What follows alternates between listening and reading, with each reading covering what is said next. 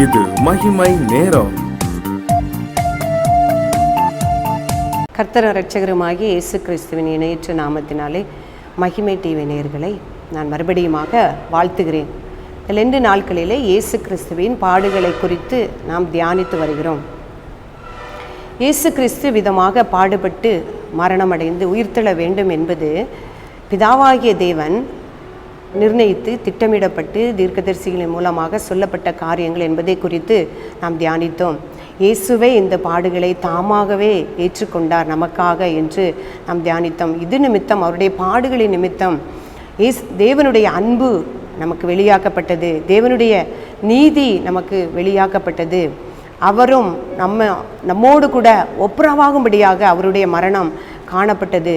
நம்மை மீட்கும் பொருளாக அவருடைய வெளியேற பெற்ற இரத்தத்தை சிந்தினார் என்று நாம் தியானித்தோம்.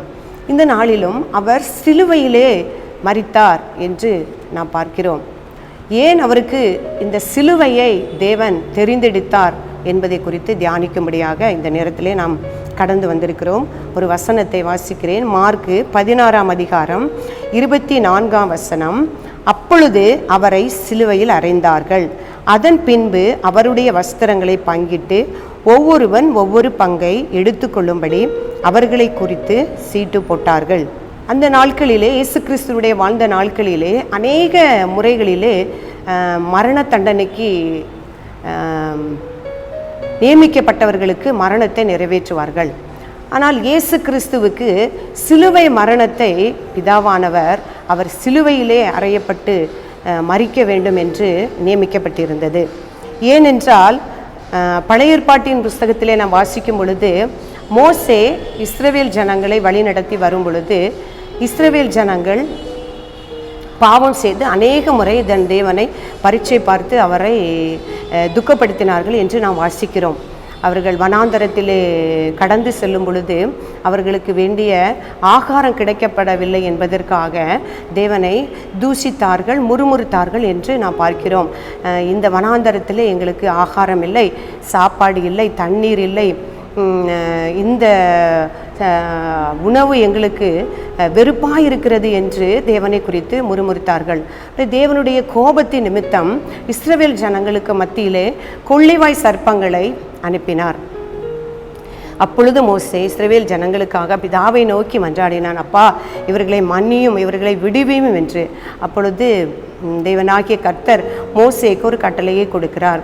ஒரு வெண்கல சர்ப்பத்தை, ஒரு சர்ப்பத்தை சொரூபத்தை செய்து அதனை நீ ஒரு கம்பத்திலே உயர்த்தும் பொழுது, உயர்த்தி வைத்தாயானால் சர்ப்பத்தினால் கடிக்கப்பட்டவர்கள் அந்த கம்பத்தை நோக்கி பார்க்கும் பொழுது அதை பார்த்து நான் பிழைப்போம் என்று நினைக்கும் பொழுது பிழைப்பார்கள் என்று ஒரு வெண்கல சர்ப்பத்தை செய்ய சொல்லி மோசேயினிடத்தில் சொன்னான். மோசேயும் ஒரு வெண்கலத்தினால் ஆன ஒரு சர்ப்பத்தை செய்து ஒரு கம்பத்தில் உயர்த்தி அந்த இஸ்ரவேல் ஜனங்களுடைய அந்த ஸ்தலங்களுக்கு நடுவிலே வைக்கும் பொழுது யாரெல்லாம் அந்த கொள்ளிவாய் சர்ப்பத்தினால் கடிக்கப்படுகிறார்களோ, அவர்கள் யாரெல்லாம் பாவம் செய்கிறார்களோ அவர்களெல்லாம், யாரெல்லாம் தேவனுக்கு விரோதமாக பாவம் செய்கிறார்களோ அவர்களெல்லாம் கொள்ளிவாய் சர்ப்பத்தினால் கடிக்கப்படும் பொழுது அந்த வெண்கல சர்ப்பத்தை நோக்கி பார்த்து பிழைத்தார்கள் என்று நாம் பழைய ஏற்பாட்டின் புஸ்தகத்திலே வாசிக்கிறோம்.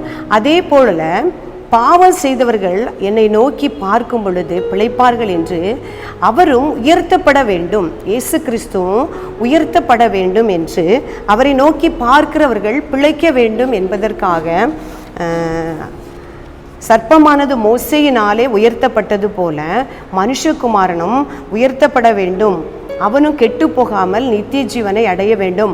அவரை நோக்கி பார்க்கிறவர்கள் பாவத்திலிருந்து விடுதலை அடைய வேண்டும், அவரை நோக்கி பார்க்கிறவர்கள் பிழைக்க வேண்டும் என்பதற்காக அந்த சிலுவை மரணத்தை தேவன் தெரிந்தெடுத்தார். இன்னொன்று நாம் பார்க்கும் பொழுது, சிலுவை மரணம் என்பது இயேசு கிறிஸ்து வாழ்ந்த நாட்களிலே ரோமர்கள் ஆட்சி செய்து வந்தார்கள், யூதர்களை ரோமர்கள் ஆட்சி செய்து வந்தார்கள். அவருடைய நாட்களில் சிலுவை மரணம் என்பது ஒரு அவமானத்தின் சின்னம், யூதர்களுக்கு அது ஒரு சாபமான சின்னம். இந்த ரோமர்களில் யாராவது குற்றம் செய்திருந்தால் அவர்களை சிலுவையில் அறைய மாட்டார்கள்.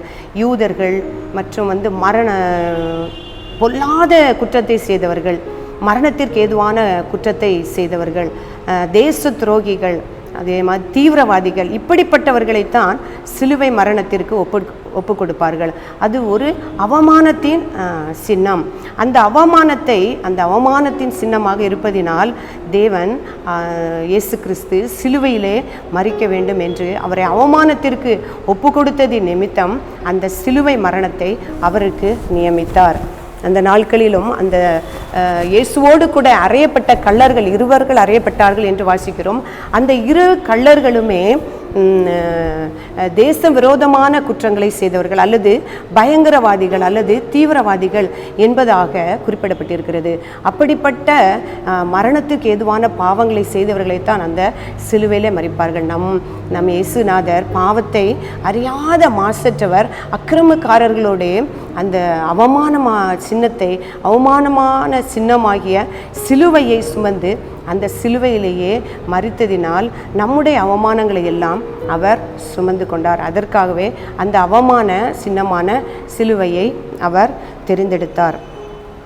மூன்றாவதாக, சிலுவையானது சாபத்தின் அடையாளம். அதாவது மரத்திலே தூக்கப்பட்ட எவனும் சபிக்கப்பட்டவன் என்று நியாயப்பிரமாணத்திலே எழுதியிருக்கிறது. மரணத்திற்கு ஏதுவான குற்றத்தை யாராவது செய்திருந்தால் அவனை மரத்திலே தூக்கி போடுவார்கள்.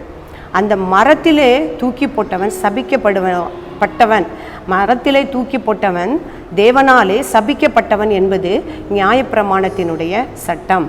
அப்படி மரத்திலே தூக்கி போடப்பட்டவன் இரவு வரைக்கும் அந்த மரத்திலே தொங்கக்கூடாது, அவனை அந்த நாளைக்குள்ளாக அடக்கப்பட வேண்டும் என்பது உபாகம புஸ்தகத்திலே இந்த நியாயப்பிரமாணத்தின் படி எழுதப்பட்டிருக்கிறது. அதேபடி மரத்திலே தூக்கப்பட்டவன் சபிக்கப்பட்டவன். அந்த மரணத்துக்கு ஏதுவான குற்றங்களை செய்தவனை மரத்திலே தூக்கி போடுவார்கள். அந்த மரத்திலே தூக்கி போடப்பட்டவன் நியாயப்பிரமாணத்தின்படி சபிக்கப்பட்டவன். அப்போ இயேசு கிறிஸ்துவை நமக்காக சாபமாக்கி சாபத்தின் அடையாளமாக அந்த சிலுவையை சுமந்து அந்த சிலுவையிலே மரிக்கும்படி அந்த சிலுவை மரணத்தை தேவன் ஒப்பு கொடுத்தார். நமக்காக சாபமாகும்படியாக, நமக்காக அவமானத்தை சுமக்கும்படியாக, நாம் பிழைத்திருக்கும்படியாக அவர் உயர்த்தப்பட வேண்டும் என்றும் நாம் சாபம் நீங்கி வாழ வேண்டும் என்பதற்காக அந்த சாபமான சிலுவையை சுமக்கவும், நாம் அவமானங்கள் படக்கூடாது என்பதற்காக அந்த அவமானத்தின் சின்னமாக அந்த அக்கிரமக்காரர்களோடே நியமித்த அந்த சிலுவையிலே தேவனை ஒப்பு கொடுத்தார். அதுதான் சிலுவை மரணத்தை தேவன் அவருக்காக நியமித்தார். நாம் அவமானப்படக்கூடாது, நாம் சாபங்களை அடையக்கூடாது என்பதற்காக அந்த சிலுவை மரணத்தை தேவன் ஒப்பு கொடுத்தார். அதை உணர்ந்தவர்களாக அந்த சிலுவையை நோக்கி பார்க்கிற யாவரும் நாம் பிழைக்க வேண்டும் என்பதற்காக அவர் உயர்த்தப்பட வேண்டும் என்று மோசே சொன்னது போல, வனாந்தரத்தில் சர்ப்பமானது உயர்த்தப்பட்டது போல இயேசு கிறிஸ்துவும் உயர்த்தப்பட்டிருக்கிறார். நமக்காக, நம்முடைய பாவங்களுக்காக, நம்முடைய சாபங்களுக்காக, நம்முடைய அக்கிரமங்களுக்காக அவர் உயர்த்தப்பட்டிருக்கிறார். அவரை நோக்கி பார்ப்போமா? அதுக்கு பாவம் செய்தவர்கள் அந்த சர்ப்பத்தினால் கடிக்கப்படும் பொழுது யாரெல்லாம் நோக்கி பார்த்தார்களோ அவர்கள் எல்லாம் பிழைப்பார்கள் என்று விசுவசித்தபடியே இன்றைக்கும் அந்த சிலுவையிலே நம்முடைய பாவங்களை பரிகரித்த இயேசு கிறிஸ்துவை நாம் நோக்கி பார்ப்போமானால் நாம் பாவத்தில் இருந்து, நாம் சாபத்தில் இருந்து நாம் விடுதலை அடைய முடியும். பிரியமானவர்களே, இந்த நாளிலும் அவரை நோக்கி பார்க்க, அவர் சிலுவையில் நமக்காக சகித்த யாவற்றையும் நாம் தியானித்து நினைத்து அவரை நோக்கி பார்க்க ஆவியானவர் உணர்வை நமக்கு தருகிறார். நாம் ஜெபிப்போமா?